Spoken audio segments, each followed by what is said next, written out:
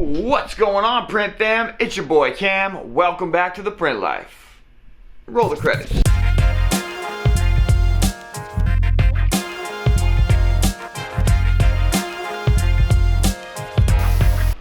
Right now I care about one thing and one thing only. Coffee. Coffee. Coffee.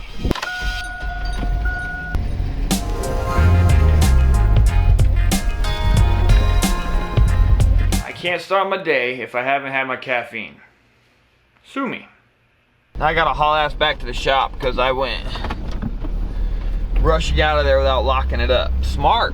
Very smart. You know, I do things sometimes.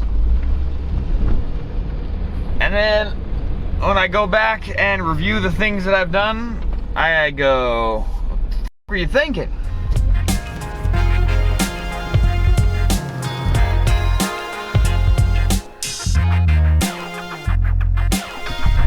Today's really important because before Christmas break, we had an order with a very good client, but they were missing like 10 of their mediums and 7 of their larges.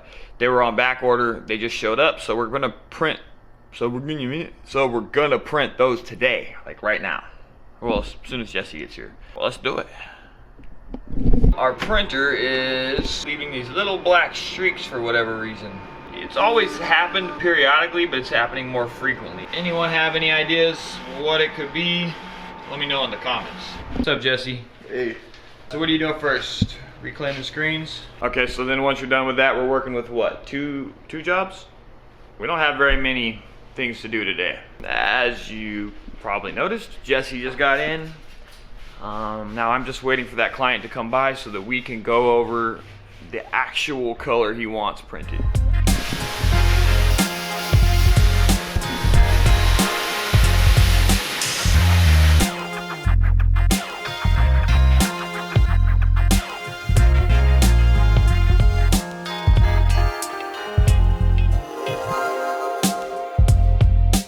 A very good client is trying to preview the graphic on his phone, and he calls me saying that the color looks way off. We're never going to be able to match this up if we're trying to compare screens to the actual Pantone code in the book, which is what we mix to. So, the only solution is to have him come down to the shop, and that sucks. It's a pain in the ass. For him, it's a pain in the ass for everybody, or for any potential client. Color matching in this industry sucks. What up, dude?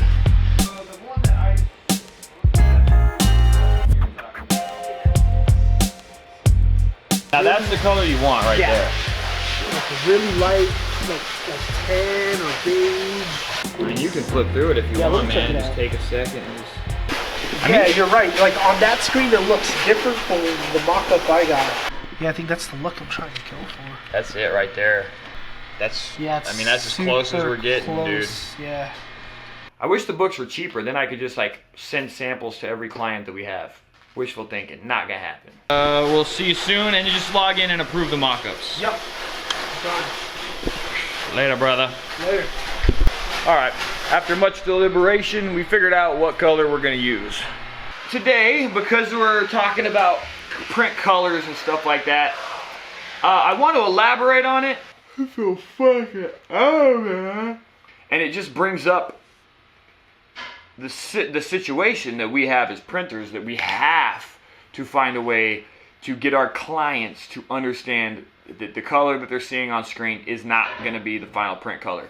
And all that I've been able to come up with is that we have to let the clients know in our terms before they check out that the colors on their screen are not an accurate representation of the final print colors, and that we do not guarantee to match colors based on their screen. I don't even have it worded that way. I don't remember how I have it worded, but it's a problem, dude. I don't know. Fuck. It's just a problem. Just want to take a minute and call my Anatol rep to find out about that pre-registration system. Hey, Mike, this is Cam, dude, from Monument. I was just calling because you know how we were talking about ordering that pre-registration system. I just wanted to find out if you heard anything about when they're actually going to be in so I could get that thing ordered. Phone's ringing. Fucking phone's ringing. I think I missed it because I was on the phone with the Anatol guy. Here we go. Thanks for calling Monument. My name is Cam. Are you calling about an existing order, or are you looking to get pricing on a new order? So, do you know what type or what brand of shirts you would like to get pricing on? Gildan, Hanes?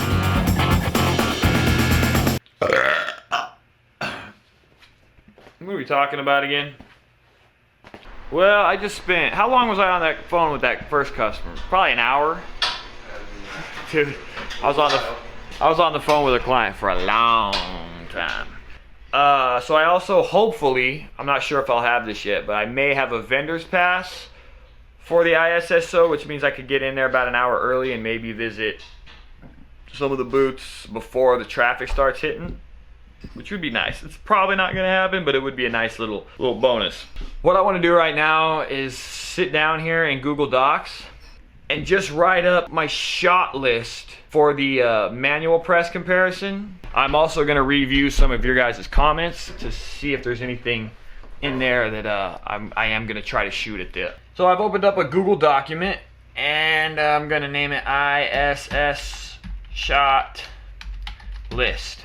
So the first thing which I planned to do from the beginning was an entry-level manual press. I don't want to call it a comparison because I don't want to alienate any of the companies. I just want to give it an overall review of each of them in one video and let you decide. So it's just an entry-level manual press, not review, but rundown. Okay. First thing we're going to do is just check the throw, because every press has a different throw weight, and it is important, especially when you're doing production. Well, here's the thing though. Do you guys care about those kind of presses, like actual 6-station presses, or do you just care about the tabletop stuff, the single pallet 4 to 6 color presses? Gosh darn it. I'm going to do one of each. I'm going to do the most entry level 4 to 6 color tabletop press, and I'm also going to review the most entry level like 4 to 6 station floor manual press. Okay, so that's what we're going to do. Entry level press. 4 to 6 colors, and it needs to have micros, with micros. That's the criteria to fall into our tabletop press category. It has to have 4 to 6 colors, and it has to offer micros. And so with the tabletop presses, I'm going to be reviewing stability, table. I guess that's important. All that really matters is the micros, man. I mean, that's maybe the screen clamps. For sure, the micros. And also the print, I don't know the actual term for it, head gate. I think it's actually the print head registration gate. So I feel like this is a pretty good shot rundown. I may add more to it, but that gets me kind of there. And then the next one is the floor press. I'm going to go back over to YouTube, and I'm going to look for that the video where I was planning my attack of ISS. And you guys left a bunch of stuff in the... Shut up, dude. You left some responses in the comments, so I'm going to come in here and look at some of these. So Jason is looking to move to a 6.4 or a 6.6 manual, and he wants to know the best bang for the buck. And he currently has the Riley 4.2.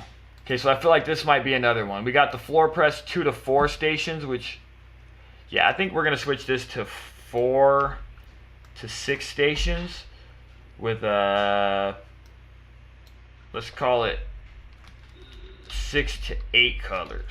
If I can get my hands on that, which they may or may not even have available, then we'll do this, because this is more of the pro manual stuff, and then up top here is just more of the entry level stuff, which is anything tabletop. No matter how many, if it has to be mounted on a table, then I'm going to call that entry level. Okay, maybe include any info I can on green chemicals. Okay, going green. So these are the kind of things that I can only do if I end up with extra time, which I will. It does look like I'll be out of time crunch anyway, but this is something that I would have to run all over the thing and try to find different vendors. It could be tough.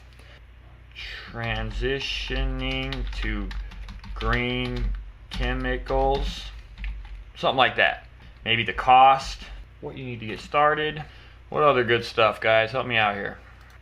Oh yeah, I need to include workhorse in the thing. So I got M&R, Vastus, Workhorse, Raynard, Antec. Who else is there? Oh, ooh, I like that. Try to find a universal pre-registration system. That would be cool. We got quite a little bit of information there, so I feel like this is a pretty good shot list. I'm gonna probably add to it as time goes on, but we got the basics, and that's all I needed, so that I had something. Maybe just take some kind of microphone that I can use, and then I can interview like that or something. And I'm thinking as far as how the interview is gonna go, I'll be off like this. The interviewee will be standing right here, and we'll just have like an over-the-shoulder kind of deal, and I'll ask the question.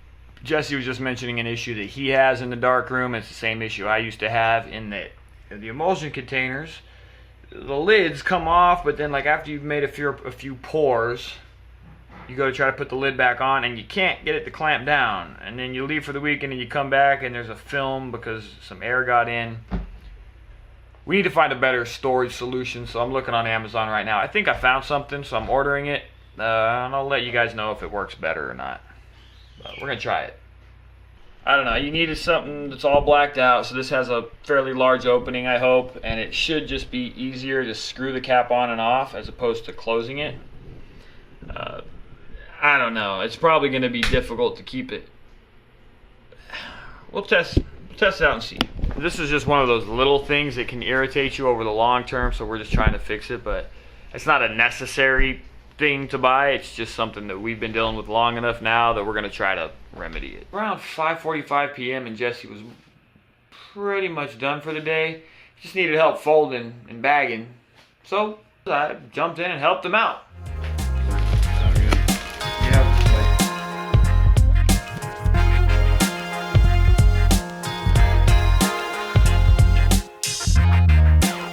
All right, 5:40 p.m. Jesse's coating screens. Jobs are done for the day. I'm gonna let that be the wrap up party. I don't know what to say. Either way, we'll see you guys tomorrow, Print Fam. Peace out.